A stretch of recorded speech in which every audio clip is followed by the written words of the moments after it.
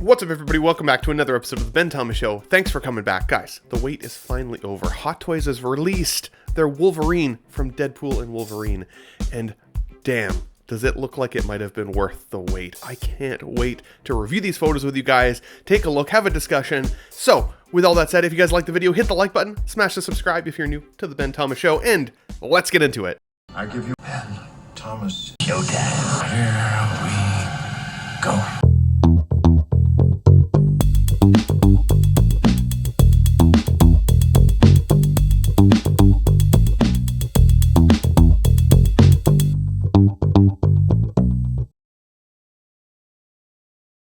Okay guys, welcome back. So, I'm going to keep this video pretty short today because you've heard my take mostly on this Wolverine in the past and some of the accessories that it comes with and all of that, but what was really the standout piece of the news today was that we've been waiting as Hot Toys collectors for this one for a while. This had been slated to release. We were in that release window for a pretty significant period of time, and honestly for me, I actually paid mine off in full with a Sideshow about 2 months ago, because about 2 months ago I was expecting, hey, maybe we'll get a slightly earlier drop than expected. There'd been some kind of, wind whispers that, oh, maybe Hot Toys is putting their Wolverine out soon, right? And I wanted to have mine paid off so that I could just get it as soon as it comes out through Sideshow. And I felt a little disappointed, if I'm being honest, because then Sideshow was holding all my money for the last 2 months on this figure, and I started to worry, right? Like, what was taking so long?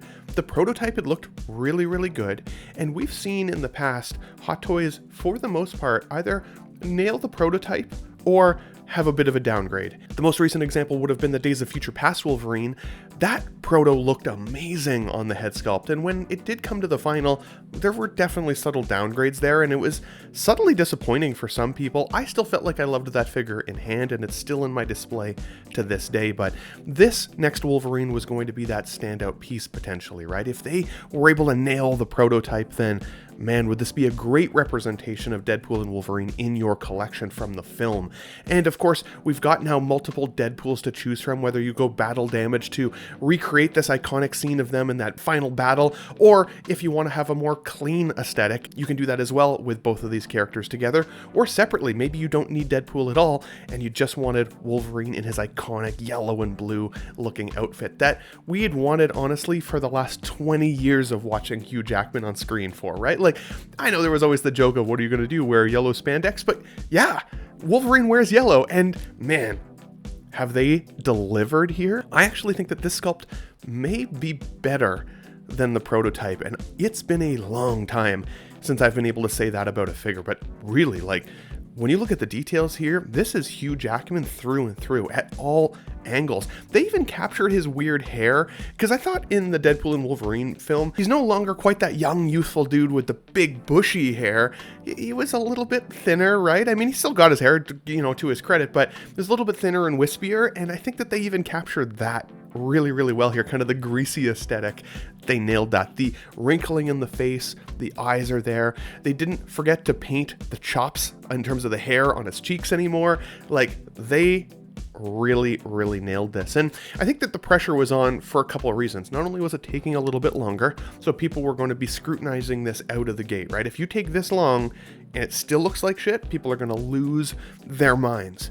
But this figure being good is also contingent on then the success of the Age of Apocalypse figure, which is using the same sculpt, but with artisan hair, as well as that TVA jacket thirst trap Logan that we're going to get a chance to get at some point, which is probably now really honestly around the corner, because otherwise that body looked like it was pretty easily made.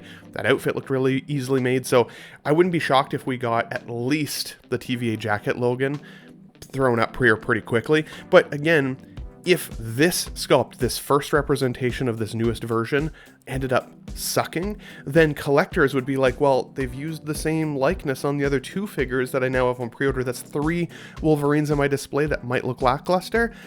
And man, cancellations would be wild. So they had to dial this in. And I think it proves that whenever we are critical of Hot Toys, they really still can deliver the goods, right? The most recent example of critical take on a sculpt was that Peacemaker. Unfortunately, I just don't see the John Cena in there as much as I would like to. Does it still represent John Cena? Yeah, sure. I could see him in there, but it's not like a wow. Like, this is a oh my God, like you're going to walk into your display room, you're going to bring non-collectors in here, and they are going to gravitate to that figure immediately. They're going to look at this Wolverine and go, holy shit, that is Wolverine. That is Hugh Jackman right there. It captures the essence behind the eyes. You see the soul within the character. It is phenomenal. Now, the seamless arms also look fantastic. I mean, honestly, I hate jointed arms on bodies, so for me, that always breaks immersion, and I think that these silicone arms are a huge leap forward in technology for Hot Toys. I did a review yesterday on my T1000 figure that has one of the cheapest bodies underneath his outfits that I've ever felt on a Hot Toy, and I was really disappointed by that, if I'm being honest, because it was a 2.0 and it doesn't feel like today's generation of figures. It just didn't have the weight or the feeling of value in hand. Now, I still love that figure, and you should definitely go watch that review if you've missed it, but this, to me, these seamless arms, again, look fantastic. The outfit turned out beautifully. Obviously, there are going to be some wrinkling and stuff in the outfit when you bend them and pose them, but that happened even on the actor in costume on set. So that's a nothing burger. I'm totally cool with that. I think they absolutely freaking nailed this entire figure. And now I'm like, okay, I'm making the space on my display. Hopefully Sideshow can get it out the door for me pretty quick since they've been sitting on my money for 2 months. I think my only complaint with these blogger photos, and it is a very minor complaint, is that I think that the Wolverine claws look a little on the cheap side. They still look kind of plasticky. They don't have the same kind of weighted look to them, or honestly, paint job that makes them look like metal. I think that's a bit of a miss. I think if they'd given them die cast claws on this, it would have just brought that up to that next level, just that little bit extra. But again, that is a bit of a nitpick. You know, the Wolverine used to get die-cast claws, now it's just plastic all the time.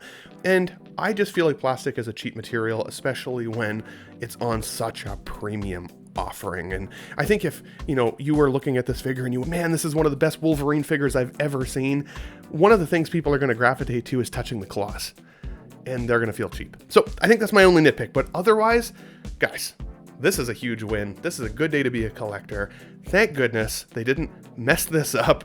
Hopefully this gives us some hope for some of the other figures lately that we've been critical of, like Peacemaker, because this shows that when they really dial in their paint apps, when they dial in their sculpting techniques, they can really nail it. Whatever team worked on this, tell them to go over there and work on that Peacemaker face for us, okay? Guys, let me know what your thoughts are on this release. Do you have this one in your basket? Is he on the way for you guys now? Are you excited about this? Are there any aspects of this that you don't agree with? Maybe you don't see the likeness as much. Art is subjective, and there are still going to be some of us that say, I don't see it as much. I think you're crazy, but I still love you. So guys, let us know what you think in the comments down below. But if you like the video, hit the like button, smash the subscribe if you're new to the Ben Thomas Show. It's an exciting day to be a collector and a Wolverine fan. I hope you like the video. Have a great day, and thanks for watching, everybody. Wow, what a great audience. Be sure to subscribe to my channel if you haven't already. Because subscribing makes you feel good. Where shall I go? What shall I do? Frankly, my dear, I don't give a damn. It's gone. It's all gone.